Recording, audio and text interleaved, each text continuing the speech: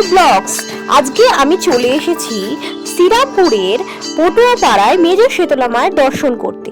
শ্রীরামপুরের পটুয়াপাড়ায় এটি জাগ্রত মায়ের পুজো। বড় শীতলা মা পুজো হয়ে যাওয়ার পর শ্রীরামপুরে মেজ শীতলা মায়ের পুজো হয়ে থাকে। এটি মূলত ডাবের জল দিয়ে পুজো হয়ে থাকে। দেখতেই পাচ্ছ রাস্তার দুধারে প্রচুর ফুল মালা মিষ্টি বিক্রি হচ্ছে এবং প্রচুর মানুষ দূর দূর থেকে এসছে মায়ের পুজো দিতে। আমি প্রথম থেকে শেষ পর্যন্ত তোমাদের সামনে তুলে ধরছি। এখন আমি মানিকতলা থেকে সোজা এগিয়ে চলেছি রাস্তাটার দিকে। এই দিকেই লাইনটা চলে যাচ্ছে, সেটাই হলো পটুপাড়া।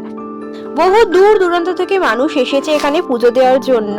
যারা আমায় চেনো না, আমি সঞ্চিতা মনময়ূরী ব্লগসের সবাইকে স্বাগত জানাই। তোমরা অনেকেই ভিডিওটা দেখছো কিন্তু সাবস্ক্রাইব করছো না। সাবস্ক্রাইব করে অল বাটনটা ক্লিক করে দিও যাতে সবার আগে তোমাদের সামনে ভিডিওটা চলে আসে। দেখতেই পাচ্ছ প্রচুর লাইন পড়েছে এখানে, মেয়েদের আলাদা ও ছেলেদের আলাদা লাইন পড়েছে। এই দেখতেই পাচ্ছ এখানে আমি দাঁড়িয়ে আছি পুজোর ডালা কেনার জন্য।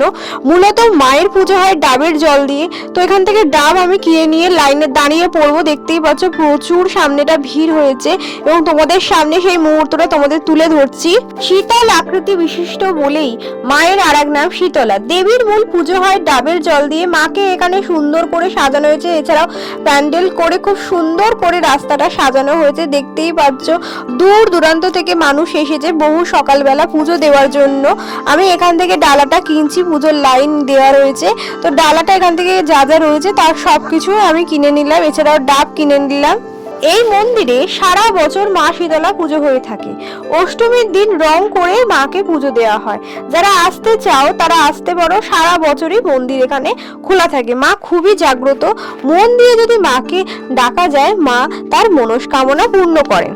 মন্দিরটি 200 বছরেরও প্রায় পুরনো। এখানে দেখতেই পাচ্ছ শ্রী শ্রী শীতলা মাতার মন্দির। হরেন ঠাকুর বা হরেন্দ্রনাথ ভট্টাচার্য এই মন্দিরটি প্রতিষ্ঠা করেছিল। দেখতেই পাচ্ছ ধীরে ধীরে লাইন এগোচ্ছে আর আমিও সেই লাইনে দাঁড়িয়ে পড়েছি মাকে পুজো দেওয়ার জন্য। আর তোমরা দেখতেই পাচ্ছ সবার হাতে ডাব রয়েছে, তো সেই জন্য আমিও এখান থেকে ডাব নিয়ে নিলাম এবং ধীরে ধীরে ভেতরের দিকে এগিয়ে গেলাম। ভেতরটা ঢুকে মনটা যেন শান্ত হয়ে গেল আমার। আপনজনের কঠিন ব্যাধি ও স্বপ্ন পূরণের উদ্দেশ্যে বহু মানুষ আসে মায়ের কাছে। এছাড়াও বহু মানুষ মায়ের কাছে দণ্ডিও কাটে স্বপ্ন পূরণ হয়ে যাওয়ার পর। আর এছাড়াও এখান থেকে লুচি এবং আলুর দম মায়ের প্রসাদ দেওয়া হয়েছিল, আর আমি সেই প্রসাদটা নিয়েও নিয়েছিলাম। এত সুন্দর প্রসাদ তো আমি পুজো দেওয়ার পর নিয়ে নিয়েছিলাম বন্ধুরা। এখান থেকে লুচি খাওয়া হয়ে যাবার পর তো আমি বাড়ি চলে গেলাম। বাড়ি যাওয়ার পথে আমি তোমাদের সামনে শেয়ার করছি আমি কি খেলাম। তো দোকানে দেখলাম সিঙ্গারা করছে, দেখতেই পাচ্ছ এখানে সিঙ্গারা পাকাচ্ছি বন্ধুরা। তো আমি বাড়ি যাওয়ার পথে খুব সিঙ্গারা খেতে ইচ্ছা করছিল, আর এখানে দেখলাম গরম গরম সিঙ্গারা ভাজবে বলে তৈরি করছে। তো আর লোভ সামলাতে না পেরে এখানে কিছুক্ষণ দাঁড়িয়ে রইলাম সিঙ্গারাটা কিভাবে পাকাচ্ছে দেখে। তারপরে গরম গরম সিঙ্গারাটা আমি এখান থেকে খেয়ে নিলাম।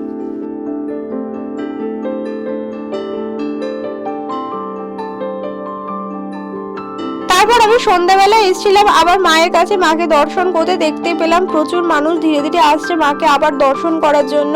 যেহেতু সকালবেলা পুজো দেওয়ার ছিল তাই জন্য লাইনটা প্রচুর পড়েছিল, ভেতরে সেভাবে মাকে দেখাতে পারছিলাম না, এতটাই ভিড় হয়েছিল বন্ধুরা। তো রাত্রিবেলা তোমাদের সামনে তুলে ধরলাম বন্ধুরা। কি সুন্দর মাকে লাগছে, এত সুন্দর অপরূপ দৃশ্য, আমার তো দেখে খুবই সুন্দর লাগছে। তারপর এখানে দেখলাম খিচুড়ি প্রসাদ দেওয়া হচ্ছে বন্ধুরা। সবাই লাইনে দাঁড়িয়ে পড়েছে প্রসাদ খাওয়ার জন্য। আমিও সেই লাইনে দাঁড়িয়ে খিচুড়ি প্রসাদ খেয়ে নিলাম।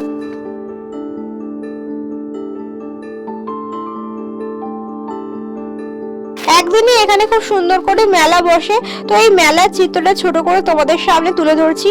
তোমাদের যদি ভিডিওটা ভালো লাগে একটা লাইক করে দিও, কমেন্ট করে জানিও। তোমরা অনেকেই ভিডিওটা দেখছো কিন্তু চ্যানেলটা সাবস্ক্রাইব করছো না, তারা অবশ্যই চ্যানেলটা সাবস্ক্রাইব করে বেল বাটনটা ক্লিক করে দিও। তোমাদের একটু ভালোবাসা আমাকে এগিয়ে নিয়ে যেতে সাহায্য করবে। তো অবশ্যই ভিডিওটা পুরোটা দেখো, কেউ কোথাও স্কিপ করো না। দেখতেই পাচ্ছ এখানে নানা ধরনের জিনিসপত্র এখানে বসেছে, ক্লিপ থেকে শুরু করে বাদাম ভাজা থেকে শুরু করে বিভিন্ন রকম হরেক রকম কানের এখানে বসেছে মাত্র 30 টাকায়, যা ঘুরে ঘুরে আমি তোমাদের সামনে তুলে ধরছি বন্ধুরা। তোমরা কেউ ভিডিওটা স্কিপ করে চলে যাবে না, পুরোটা দেখো। আশা করি পুরো ভিডিওটা দেখলে তোমাদের ভালো লাগবে।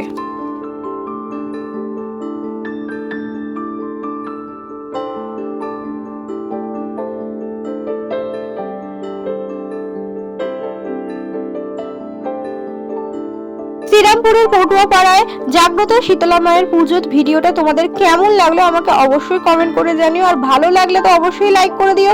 আজকের মতো টাটা, সবাই ভালো থেকো, সুস্থ থেকো এবং সাবধানে থেকো। টাটা।